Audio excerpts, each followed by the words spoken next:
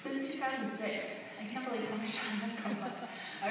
At first when I was preparing, I was like, oh, it was 2008. And then I'm like, oh no, it was 2007. I looked back. Actually 2006, so it's been quite a while. For the kingdom. And this phrase, I'm going to say a lot, for the kingdom, is a phrase that shaped my life since this trip. And everyone who has been involved in African leadership is probably familiar with this phrase, and also I can almost bet that this phrase has also shaped their lives as well since going. In 2006, I went to South Africa with a team from here, BCC, to witness and join in the work of African leadership. African leadership was started by a Korean-Canadian pastor named Reverend Om about 20 years ago, just under 20 years ago, in Khayelitsha, which is a slum in South Africa just outside of Cape Town, and has a population of approximately over 1 million, like a lot of people. And so Reverend Om often tells people the story of how he started in South Africa, of how he witnessed children dying in these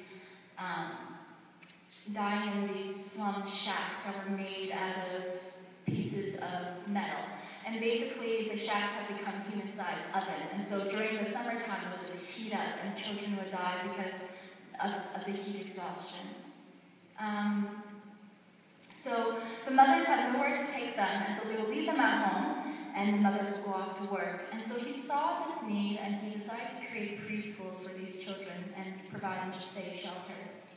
Eventually, God expanded the preschool ministry to thousands of children, and now African Leadership has various other ministries serving Khayelitsha and their surrounding area. To give you some examples, these ministries include a jobs creation ministry, a women's ministry for single mothers, a sports ministry to mentor high school students, and a theological college and Bible training for various pastors, not just in South Africa, but even in the surrounding countries now. So during my experience, we were able to witness and take part in some of these ministries. I could stand here and tell you a whole bunch of stories of people and the things I experienced. But the one thing that has stuck with me even today is how God calls us to live for the kingdom. He calls us all, young or old, rich or poor, North American or African, to all live for the kingdom. And when we make this calling and perspective, when we make this for the kingdom, our calling and perspective on life, God shows us how living for His kingdom is so much better and exciting than living for our own.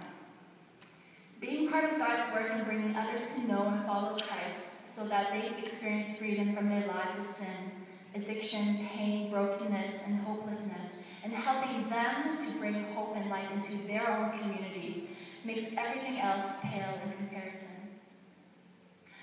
To be honest, I don't get this right all the time in my everyday living. I get sidetracked by my own ambitions, my own plans, and worldly treasures.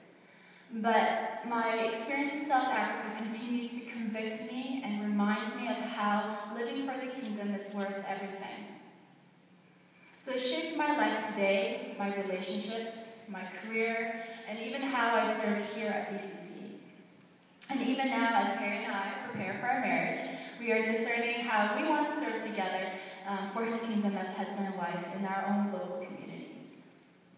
So I'm not sure if Reverend Om had envisioned everything that African leadership is today when he first witnessed that dying child.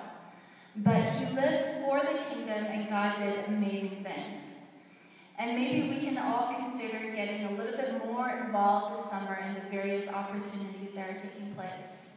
So I invite you and almost to take a risk, to open yourself up to the possibility of getting deeper in maybe going to South Africa or being involved in UBC or Temisgiving or other ministries and opportunities that are taking place here.